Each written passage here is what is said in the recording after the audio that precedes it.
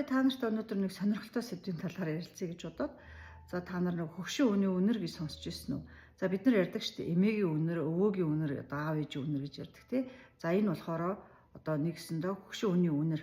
Хөгшин үний үнэр гэдэг концепт анх бол 2001 онд Японы гоо сайхны Shiseido гэдэг компани эрдэмтэд судлаад арсны липидийн өөрчлөлт ханаагүй тосны хүчил буюу омега 7 хоёр хоорондоо эсэлдээд үүсэж байгаа бодисыг нонинол гэж нэрлсэн байна. Нонинол хэдүүд идэвхждэг вэ гэхээр хүн 60-аас дээш наснд хүрэхэд хүний биенээс ялгарч байгаа тосны хэмжээ тэр нэг өсөндөө арсны шүүрлийн өөрчлөлтийг нонинол гэж нэрлсэн байна.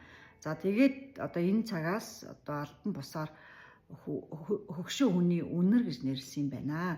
Хөгшин үний үнэрийг бол бас багасгах боломж байдаг гэж бас үзэж байгаа юм байна. Янз янзын өдөр болгон усанд орох тийм ээ, усанд орохдоо угааж байгаа гараараа угаах биш, бүлээ усаар даавуугаар савандаж угаад. Гэхдээ савангаа бол маш хурц тийм үнэртэй савангаар аль болох угаахгүй байхыг хичээх хэрэгтэй. Тэгээд толгой хуух, чихний артал, хүзүү, сууг, хөхнийхөө доотл энтэр хүүсний нүх энтэр байн угаад цэвэрлж явах хэрэгтэй гэж үздэг юм байна. Хангалттай хэмжээний ус ууж явах хэрэгтэй. Антиоксидантаар элбэг витамин С, витамин Eтэй, ногоон навчид ургамалтай хоол идэж явах хэрэгтэй.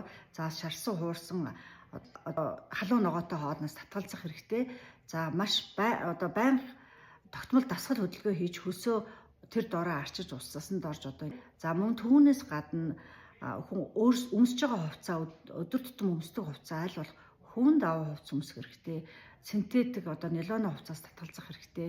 Өдөр болгон түүнийгээ сольж явах хэрэгтэй. Угааж байгаа тэгээ мэдээж орд ирний даавгаа аль болох хүнд дааваа хэрэглэх хэрэгтэй. Тэгээд угааж байгаа угаалгын нунтгаа хүртэл болж өгвөл их хурц химийн бодисоор хийгдсэн тийм угаалгын нунтгаар угаахгүй байхыг зөвлөдөг юм байлээ. Тэгээд болж өгвөл тэг натурал үнэр багтаа тийм угаалгын нунтгаар угааж агаараа гэж зөвлөдөг юм байна.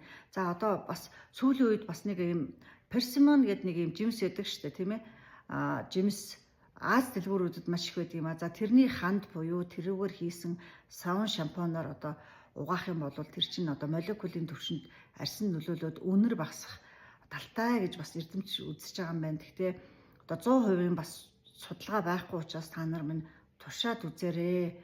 Хэрвээ 60 нас хүрээгүй хөгшрөөгүй би залуу гэж байгаа ч гэсэн маш их хэмжээний хөлс гардаг, үнэр гардаг болох юм бол эмчит үзүүлээрээ магадгүй дааврын өөрчлөлт эсвэл булчирхаан өөрчлөлт тийм ээ. Тэгээд бөөр, элэг, сахарын өвчтөй байх магадлалтай шүү гэж үздэг юм байлээ. Тэгэхээр хүн өөрсдийнхөө үнэрийг бид нар өөрсдөө үнэртэж мэддэг учраас ер нь өөртөө бас жоохон байнга үнэртэж, өөрийгөө үнэртэж ингээ тий ариун цэврийг маш их сахих хэрэгтэй юм шүү. Тэгээд авах юм бол танаа гэрт мэдээж хэрэг гэрээ чинь нөгөө үнэр арилнаа. Тэгээд бид нар чи өөрсдөөсөө гарч байгаа үнэрээ мэдэхгүй учраас гэрээ гоё үнэртүүлэх гээл цэвэрлээлээ нугаагаад байна гэж. Гэхдээ яг үүндээ бид нар өөрсдийнхөө хувь хүмүүс тийм ээ, хөгшин залуу гэлтгүй бүх хүмүүс ариун цэвэртэй анхаарад явах юм бол гэр маань ч гэсэн гоё үнэртэй болох юм байна шүү. Тэгэхээр бас тэр хөгшин үний үнэр гэдгийг бас та нар минь ээж аавдаа, эмээ өвөөдөө бас анхаарал тавиад аль талаас нь тийм аль бүтээгдэхүүн хэрэгтэй байна гэдгийг нь сонгож авч хүртэн туслаараа. Яаж ариун цэвэр сахитан ч гэсэн бас тусал зааж өгөөрэй гэж хэлмээр байна.